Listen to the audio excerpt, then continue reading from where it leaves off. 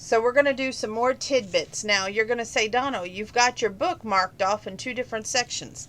That's two different stopping points.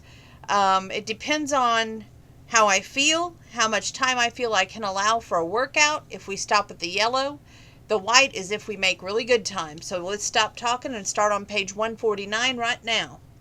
But Farley didn't move any closer, and he made no move to kiss her either. Instead, he handed Cassidy the reins to Lucy, which he'd been holding with his other hand. She stared at him for a moment, confused. What had this been about? Was he toying with her, or had he just told her that the age gap between them had been too big before, and still was today? Is this about getting even with me? She said finally. What the hell does that mean? It means you were going to kiss me, then you backed off like you were trying to teach me a lesson or something. He looked exasperated. You're the one who just told me how desperately you want to work in Billings. Explain to me why it would make any sense at all for me to kiss you. Then why did you look like you wanted to? Lord, the woman. You're gonna drive me crazy. For the record, I'm not that kind of guy who plays games when it comes to love. Teaching you some kind of, quote, end quote, lesson was the last thing I had on my mind. Well then, she put her hands on her hips, not ready to let this go. What was your mind on then? 4 years ago it seemed like you changed into a different sort of person. I guess today I was thinking you hadn't changed as much as I thought you had. And is that a good thing? Damn it, Cassidy, I don't want to discuss this anymore. You've got a life plan and I've got mine. Let's leave it at that. And now we can please make tracks. He was already astride Chickweed by the time she recovered her senses enough to mount Lucy and follow his lead across the creek back onto Coffee Creek land. Page 150, 151. They didn't push their horses, but they didn't dawdle either. They made up time by cutting through to an access road and taking more a direct route back to the ranch. Suddenly it was all business between them, which left Cassidy disconcerted, but also, face it, relieved. Kissing Farley would have been such a huge mistake. Thank goodness he'd been smart enough not to go there. And now that they were back at the barn, she felt guilty for ever having left. Finnegan didn't even twitch an ear when she went to say hello to him. She noticed he'd drunk some of his water, but hadn't touched his feed. Though they'd taken Lucy and Chickweed a lot farther than they intended, both horses seemed better for fresh air and exercise. Still, Farley wouldn't let them out with the other horses until they'd been tested and found clear of the infection. They should absolutely have no contact with Finnegan or anything he touches. Unfortunately, not all horses who have strangles develop an immunity to it. Cassidy groaned, so now she had to keep two areas separate within the barn, one for recovering horses and one for horses still battling the infection. That was page 151 going to 152. I know it's more work, but the cleaner you keep things, the sooner this will all be behind you. Cassidy settled Lucy and Chickweed in fresh stalls and then went to check on Finnegan again. Farley was just finishing up his examination. She shipped to the other side of the stall and laid her face against Finnegan's dear neck. You need to eat, sweetie. She looked over at Farley. There has to be something more we can do. She was consumed with guilt for having taken off this afternoon while poor Finnegan suffered all on his own. I'm sorry, at this point all we can do is try to keep him comfortable. Anti-inflammatory drugs and penicillin is what we've got. You can try hot compresses, but I don't think they'll be as effective with him as they were with the others. Page 153. Cassidy jumped into another topic. Farley and I took Lucy and Chickweed out for a little exercise, and they seem good as new. You and Farley, that's nice. Olive smiled at her approvingly. He's a good man. Did you know his land abuts ours about a mile on our western boundary? I had no idea. I didn't even realize he owned much land. She'd never been on Farley's property, except for when she'd taken Sky for her vaccinations to the clinic, which was next to the ranch house. Oh yes, the Farleys were big-time ranchers back in the day. Over the years, they sold a lot of land, but they still own 1,000 acres. Her mother removed their salad plates and returned their bowls with Southwestern-style chicken chili. So where did you go for your ride? Farther than we intended. Cassidy reached for her spoon enthusiastically. Did the housekeeper make this? Bonnie, yes, she made cookies too, if you have any room. Cassidy took a taste and made note to thank Bonnie the next time she saw her. You and Farley must have had fun, her mother said. You were gone for quite a long time. The horses needed exercise. She had a feeling her mother's matchmaking instincts were on alert, and she didn't want to feed that any more than she had to. Before we knew it, we reached Silver Creek. Remember the old barn that almost burned down 60 years ago? It's still standing, though barely. The light drained from her mother's eyes, and her smile vanished, leaving traces of fine lines branching out from her puckered lips. That place should have been razed. Cassidy had never thought of her mother as old. She was far too much vitality for that. Yet now she could see the passing years that were taking their toll. Her mother may not be old, but she was aging, and clearly she did not want to talk about the events of 16 years ago. Eat your chili, Cassidy. It's getting cold. That's 154, 155. Moving to 163. Farley wasn't having a good night. He finally found time to go to dinner with Amber that evening. When he dropped her at home, he told her that he appreciated how patient she'd been with him, but he didn't think their relationship was going to work out. That's okay, she said. She hadn't pressed him for details, not that he would have given any if she had. How could he tell Amber that it was another woman who put him in a fever wherever he was around her? Cassidy Lambert. If it wasn't for that damn case of strangles, she might have come and gone from Coffee Creek without even knowing about it. That would have been better. Maybe this relationship with Amber would have stood his chance. But now Cassidy was in his head again, and his thoughts during the day and in his dreams at night. He couldn't stop thinking about her, wanting her, cursing himself not for kissing her when he had the chance. So what if he could have had her forever? Right now, one night would have seemed like it would have been enough. Really, just one night? Is that kind of a man you are now? That's page 164. And I'm not going to read the rest of that. You'll have to read that. Moving forward to 176. Don't tell me you bake as well as you excel in interior design. At the corner of his mouth turned up. Those are from Liz. Have I ever told you she manages my life, right down to baking cookies? That's some assistant you have. I'd keep her if I were you.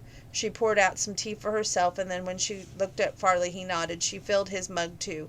It's why I put up with her meddling. She's the one who set me up with Amber. Cassidy had been lifting her mug to her mouth when she said this she paused, steady now, then sipped. And now how is that working out? Not as good as Liz hoped. Amber's lovely, but she lives a 45-minute drive from here, and I don't have much free time. A 45-minute drive wasn't that bad, not in Montana. You're going to have slim pickings if you're looking for a single woman who lives closer than that. And this is page 176, 177. She polished off the rest of her cookie, not daring to meet his gaze. Her ranch was 15 minutes from his, but that meant nothing. First of all, she wasn't going to be living there much longer, and secondly, he hadn't really broken up with Amber because of the distance between them. If he really liked her, he would be willing to drive double that far to see her. Maybe I'm not looking. Period. Me and the dogs were pretty comfortable the way we are. No, you cannot. You can count on more than your dog, she agreed. She reached across the table again. These are good. I'm going to have another. Please do, and take a seat, would you? Your legs are got to be cramping down there. I should go home. You don't have any clothes, he said calmly. Right. She felt like such a fool. Awkwardly, she made her way to the sofa, settling on the far cushion, then leaning back into the softly plump leather-covered seat. The sound of the buzzer startled her, but with the same steady calm. Farley got to his feet. Sounds like the wash cycle is finished. I'll throw your things into the dryer. Is that okay? Page 178, 179. Sure, thanks. While he was gone, she gave the room a closer look. Those photos of his parents on the built-in shelving unit, also a picture of him graduating from college and another with him and the dogs. On the lower shelf, she found a chessboard with pieces carved from the jade. By the time he returned from the laundry, she had a game set up on the table. Do you play? She asked. Her father had taught her and her brothers a long, cold winters of childhood. Corb and Brock had never enjoyed it much, but she and BJ had both been keen. I used to with my dad. Me too, and since we have time to kill before my clothes dry, if he realized she was using a game as a safety barrier between them, he gave no sign of it. Okay, let's do it. Well, you can be white. Cassidy started with a classic opening, placing her center pawn in two squares forward. Farley countered with a similar move. So you ask about my love life. If it's only fair, I get to ask about yours. Page 179. She moved her next pawn forward in one space. Corb tells me there's some guy in your life. Josh? She frowned. Corb shouldn't talk about things he doesn't know anything about. She never mentioned Josh to her mother or brothers. They only knew about him because he phoned the house a number of times, despite her request that he only got a call on her mobile phone. So you're not serious? No question that Josh wanted them to be. I'm not sure. Farley moved his next pawn, and she countered with a move from her rook. Interesting, he said. What, my relationship with Josh, or the move that I made in chess? His hand hovered over the board as he contemplated his next play. Her gaze lingered on his hands. They were strong, yes, but they also needed her They also had a long-fingered grace. As a vet, he needed both qualities to meet demands of a job that required him to handle 600-pound cows and horses, and yet to perform delicate surgery procedures. I'm just saying, it's interesting. You tell me. You're a free woman, and I'm a free man. Just because I didn't kiss you this afternoon didn't mean I didn't want to. Cassidy narrowed her eyes. He was making moves here, and that had nothing to do with chess pieces. You said that wasn't a seduction scene. If it had been, that would have scared her off, right? Then why didn't she feel scared now? I said I wasn't planning a seduction. If you decide you like to make love, though, I wouldn't say no. Just hearing him say those words started her pulse racing. Like I'd do that. Agreed, it's a long shot. Still, he reached for her hand, and she let him have it. Besides, you aren't looking for a woman in your life. I wasn't talking about a lifetime, as I understand it. That isn't what you have to offer either. She ought to be shocked at his suggestion, and that they have a one-night stand. By the way, he was touching her hand, running his thumb in slow circles on her palm. She was so hypnotizing. That's pretty scandalous, Dan Farley. Was that really her, sounding so bold? But she felt bold. That was the thing. She so strange and unlike her. With her eyes, she willed him to come closer, and then he placed a hand on her shoulder. She touched him too. This is 180, 181. She could see his eyes so clearly now. What she saw thrilled her. A dark, pulsing energy was swirling around them, blocking out the world. But all anticipation was nothing compared to how she felt when he actually lowered his lips to hers. His kiss unleashed something inside of her, a power that was desperate need that she hadn't realized that she possessed. Oh, Farley. She tangled his fingers in his hair, and as the kiss deepened, his arms banded around her waist, pulling her closer, and the contact with his solid, heated chest only heightened that pleasure and her desire for more. But just as she was ready to slip her robe off her shoulders, out for an aching need to have him touch her more intimately, a buzzer sounded from the mudroom again. The dryer. That damn awful timing. Farley's kisses began to gentle. He pressed his lips to her cheek, the corner of her eyes, then the top of her head. She struggled to understand. He started this. Why was he stopping? She tried to find the answer in his eyes, but he had them closed. She watched him as he swallowed, then took a deep breath. Cass, honey, it's time you went home. You're serious? What was that just happened? You have to admit it was more than fun than chess. He touched the side of her face gently, then stood. Let's see if your jeans are dry. That was page 182. Well, we're making good time. I'm going to try and give it a go here to the next little clip, but that's probably where we'll stop tonight. Page 191. Cassidy hadn't realized she had an audience. Suddenly felt self-conscious. She trotted Lucy to the fence. Farley had his arms resting on the top rung, a big smile on his face.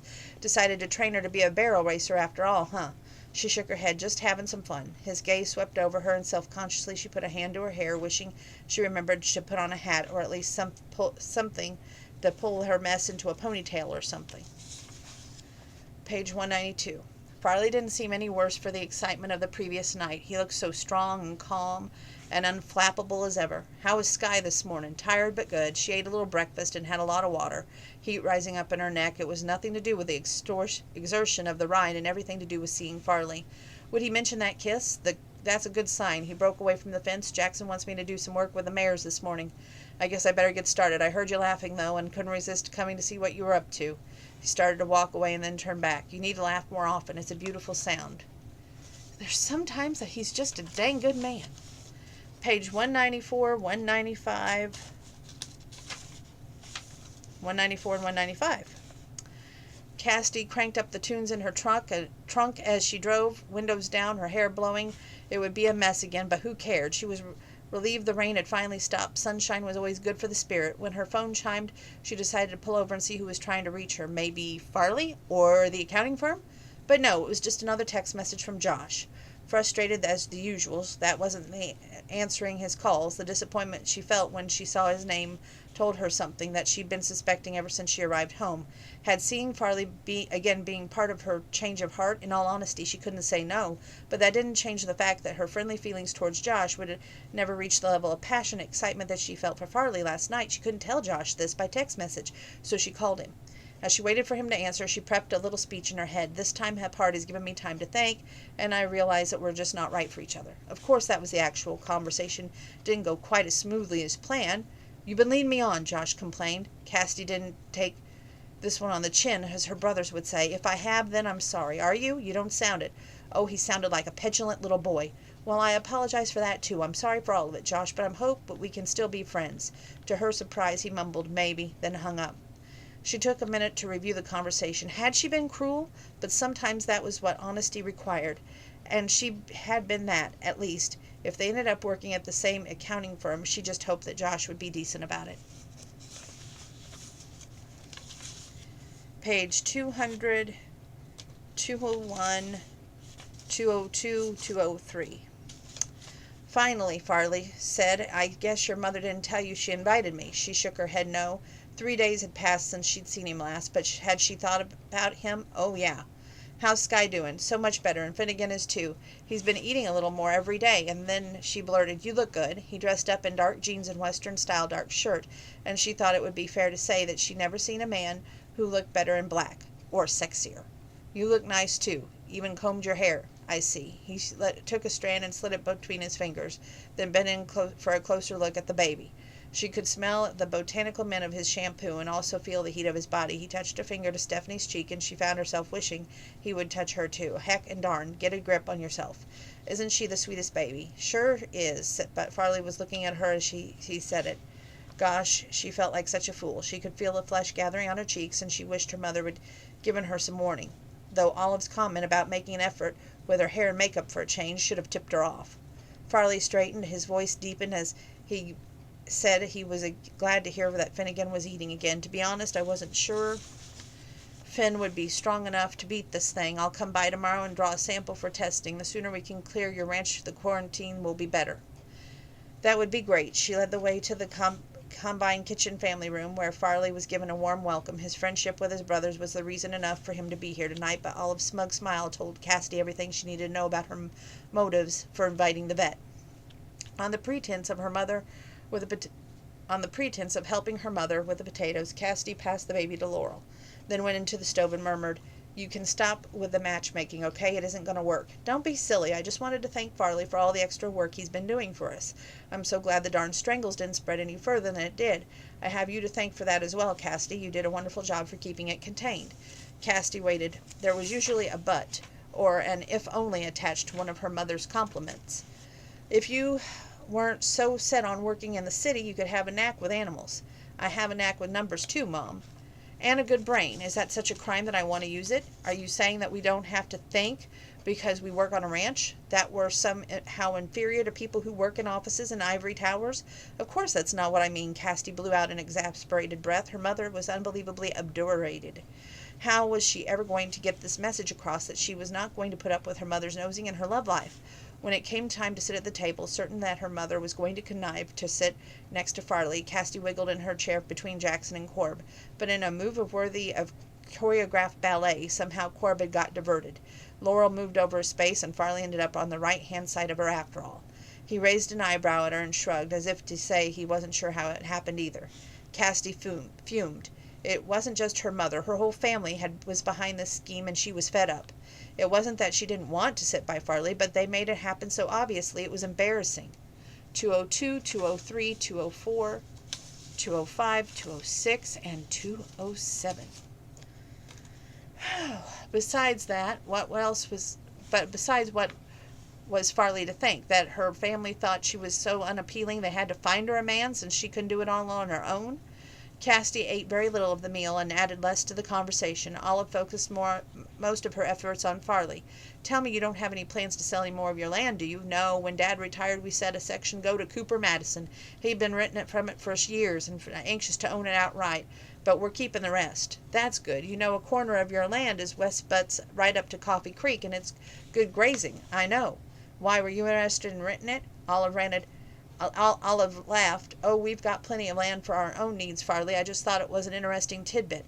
Really, an interesting tidbit. In the back of her mind, Cassidy heard the percolating rumbles of the approaching thunderstorm, but she had nothing to fear from thunder and lightning. It was her mother who had her all riled up, and she just couldn't take it any more.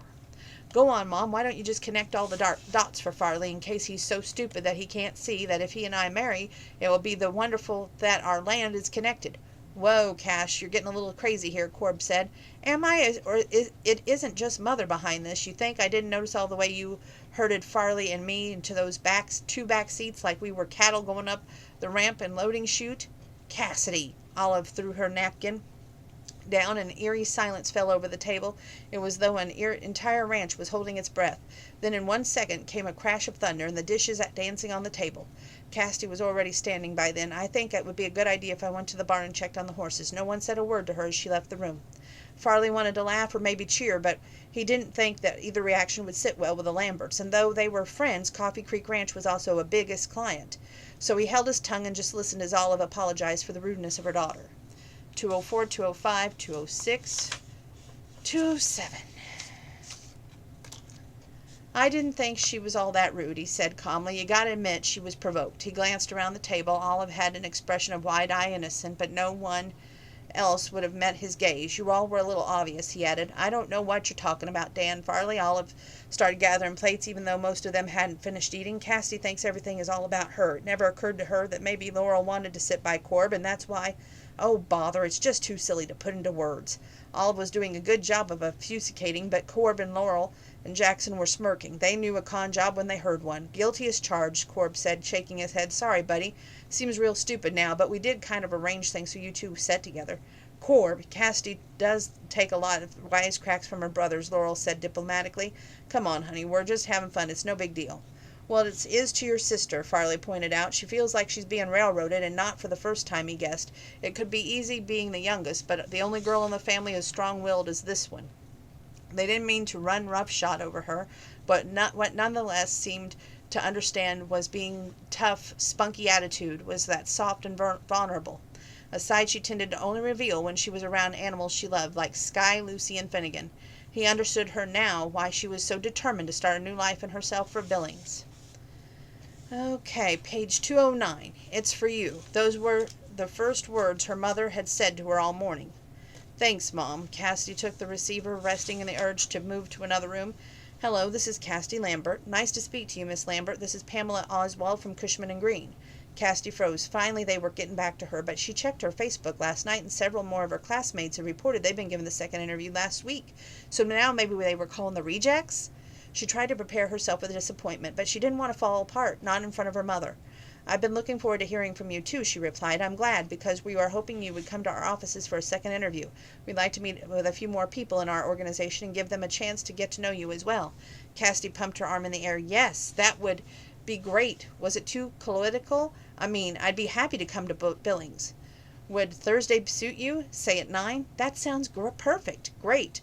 Just go to the main reception desk and ask for me. I'll send you an email confirmation, the details in case you don't have a pen and a paper handy right now. Thanks so much, Miss Oswald. Cassidy's insides cringed at that mistake, but the woman on the phone didn't even seem to notice, and she thanked her again, then said goodbye. Cassidy replaced the phone. Her mother had been watching her, but now seemed busy stacking the dishwasher. When she was done, she washed her hands, then finally looked at her daughter. I suppose that was the accounting firm you've been waiting to hear from. Heckin' darn. She wanted to be happy about this. Instead, she felt almost guilty. They've invited me for a second interview on Thursday. So soon? 3 days. Didn't notice. Seemed unreasonable to Cassidy, but she nodded. Well, I guess we'll all just have to chip in and work harder around here. There was actual tears in Olive's eyes as she said this, tears that Cassidy would hope would have had any one of her brothers jumping hoops to try to clear away. But Cassidy knew there was no way to do that. She told her mom that she wasn't going to be a regular part of the team that ran Coffee Creek Ranch. No matter how many times she said it, her mother never seemed to hear her. Her mother didn't want to hear. Maybe a good daughter would have behaved differently. Cassidy knew she couldn't. She would go to that interview, and if she was offered the job, she would take that job. That was page 208, 209, 210, and 11. Okay. We're almost to the second paper clip, which is good news. Second paper, I should say. Page 215. Hey, Farley. She kept brushing her horse, but he couldn't see a flush working its way up to her neck and fair cheeks. I'm sorry about last night. I hope I didn't embarrass you too much. I'd take a lot more than that to get me embarrassed. I thought it was kind of funny, to tell you the truth. He went on to the other side of Finnegan, listened to his heart and lungs, and frowned. Not what he'd been hoping for. How's our boy doing today? He ate a little, not as much as I'd like. Cassidy paused. I wish I could find those scenes with my mother funny. I try to let it all slide off me the way Corb does, but she gets to me. She really does. They say that mother-daughter relationships can be tricky. Page 216 and 17. Not that I know firsthand. He pulled out a swab kit of his case and quickly took another sample. Then he checked Finn's temperature, frowning again when he saw it was 39 degrees. He said nothing to Cassidy, though not wanting to worry her. I'll get back to you on that test, but I have a feeling it may be a while before we get this bug completely out of his system. In the meantime, you can let Lucy and Chickweed rejoin the herd. Their test came out negative again. They'll be so glad about that, and so will I. They've been so frisky lately, I can't seem to give them enough exercise. Been barrel racing with Lucy again, he hoped. He loved watching Cassidy on that Palomino, the golden girl and the golden horse.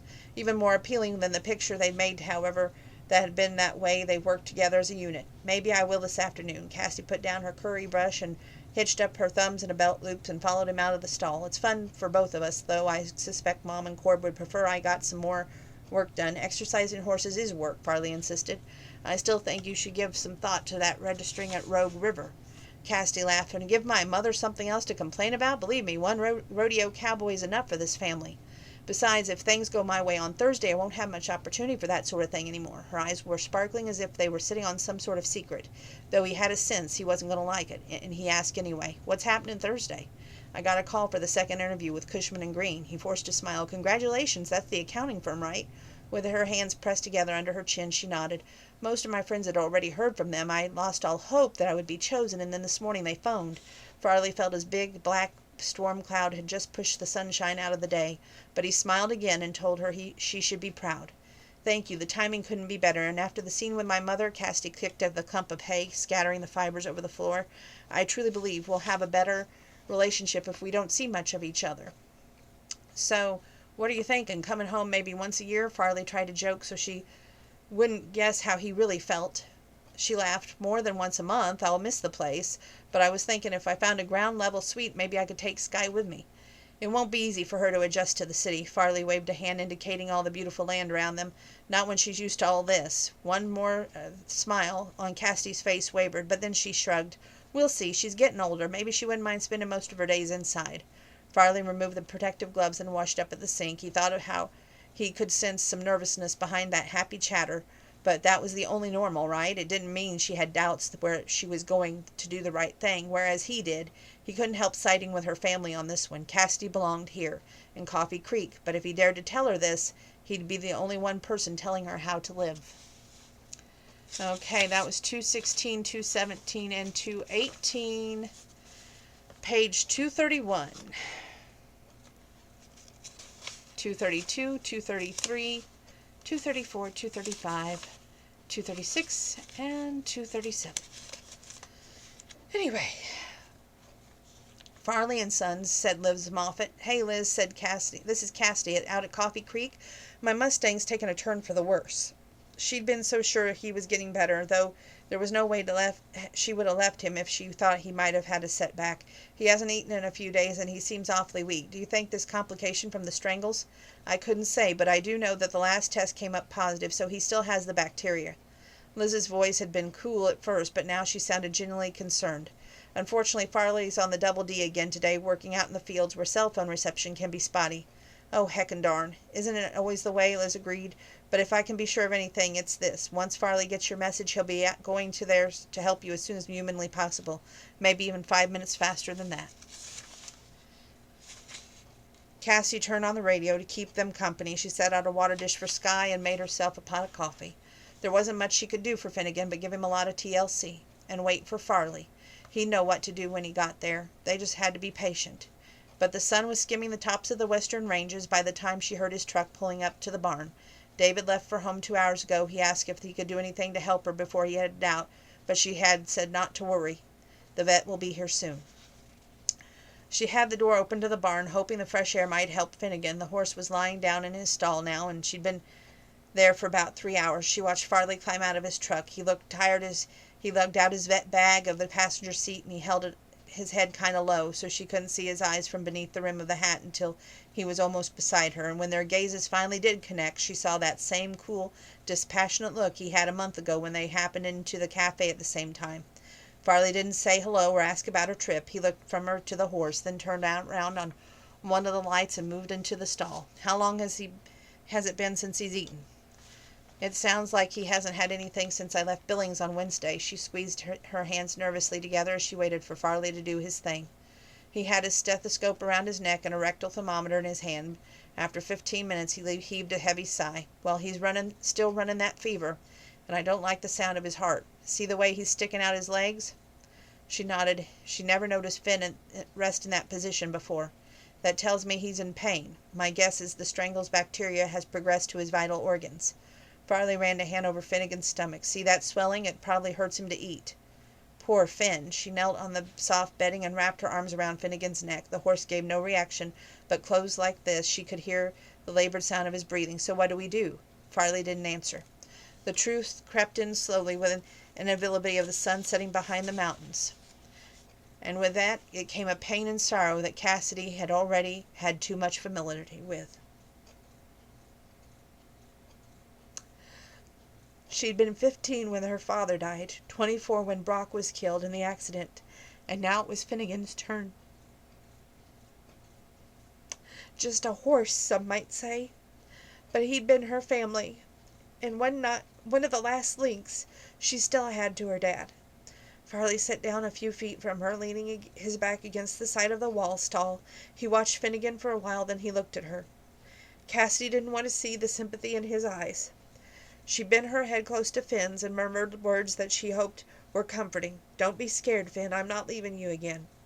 Her voice broke a little on the last word. Would this have happened if she hadn't gone to Billings? And as if he had read her mind, Farley said, "There's not much you can do to prevent this. It's the kind of complication. Finnegan is an old horse." That made him more susceptible. He's near the very end, isn't he? Farley nodded. His eyes were starting to fill with tears, but she smiled. This is page 235, 236, 237, 238, 239, 240, 241, and 242 is where we're ending at tonight. Oh, this gets to me every time. I remember the day that Finn came to us. The whole family had gone to the horse sale. It was my 8th birthday. We didn't have the breeding business back then. Mom and Dad were just looking for good cattle horses. I was the one who spotted Finnegan first. The memory was fresh and true. She could almost smell the stockyard and taste the popcorn. Each of them had been given a small bag, and to hear the rapid fire of the auctioneer's voice. "Look at that," when I told my dad. "Your sister has a good eye," he said. Cassidy smiled, remembering the approving look of her dad had given her. My brothers were all crowded in to see him, but Finnegan would have nothing to do with them. He walked right up to me, though, and Dad said, "Look at that. I guess we'll have to buy our girl a horse for her birthday." Mom was appalled. She thought he was too much of a horse for an 8-year-old to handle. And of course she was right, but Dad told me that if I took care of him for 2 years, by that time I would be 10, I'd be able to ride him, and I remember sitting on the fence watching his dad train him. Dad had such a calm and patient way with horses. I learned a lot just from observing him. At the end of each session, it was my job to clean the tack and give Finnegan a good brushing. And while I was working the creek home, I'd be dreaming of the day that I would be finally able to ride him. And ride him you did. Farley had one hand on Finnegan's back, as if reassuring the horse that he, too, wasn't going anywhere. "I used to think that you were mighty small to be on such a big horse, but right from the start you knew how to control him. The two of you made quite a pair." Cassidy swallowed. Those big, such happy days. The strengths and weaknesses of her mother and father had been complementary. Between them they created a family that was strong and loyal, with love as a solid core. The balance had been lost, however, when her dad had died. When we got home from the hospital after Dad passed, I headed straight to the barn and took Finnegan out for a ride. I was a mess, but Finnegan seemed to know that he had to be my good and gentle with me that day. We were out for hours, and, something was strange. Farley didn't say anything, but his eyes told her he was listening with both ears and his heart. I felt as if my dad was with us. I talked to him, and I swear he answered me.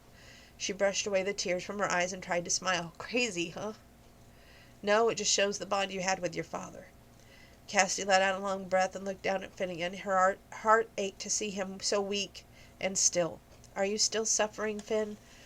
"I'm so very sorry if you are.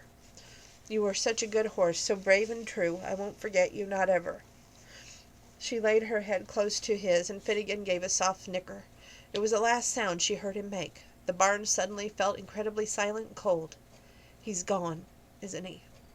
Yes, I'm sorry, but yes. No, she didn't want it to be true. Sorry. She wrapped her arms tighter around the horse, and though she wanted to be strong, she couldn't help herself.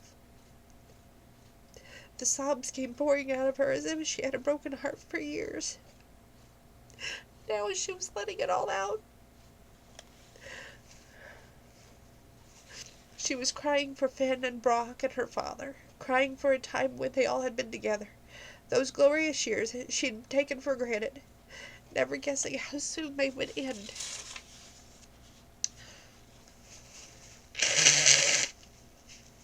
What can I say? That part was really good. Sad, but good. Come here, sweetheart. Farley had laid a blanket over Finn, and now he pulled her up over in his arms, not seeming to mind that her face was wet and sticky. He put a hand on her head, letting her burrow into the solid warmth of his chest, and she clung for a good long minute, then took a deep breath. I'm sorry I lost it. I wouldn't think much of you if you hadn't. Those tears were in his eyes, too, she sobbed, but she reached up to touch one, and Farley caught her hand and held it close. Now what? She asked, her voice coming out into a tremolo. I know you have a plot where you bury your horses. Let me make arrangements for tomorrow. When you and your family get home, you can have a ceremony.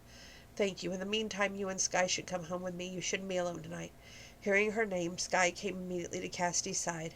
She'd been standing guard at the door all this time. Cassidy realized if sensing they needed protection. Good girl, Skye. She petted her dog and considered Farley's offer. Her instinct was to say no. But she knew if she spent the night in her mother's house, or even in Brock's cabin, all she would think of was Finnegan growing cold and stiff in the barn. She shuddered. Farley took her hand. Let's get your things.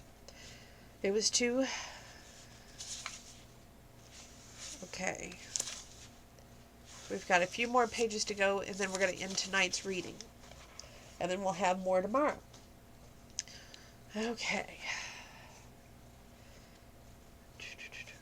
It was too hot for a fire this evening. Farley went around the house and opening the windows, but it still felt humid and close. He made soaked soup and tomato sandwiches, and though Cassie swore she wasn't hungry, he noticed she ate every bite. When they were done, they took a couple of beers, went out on the porch. Skye, seeing what they were doing, turned back at the door and returned to her hearth with the other dogs.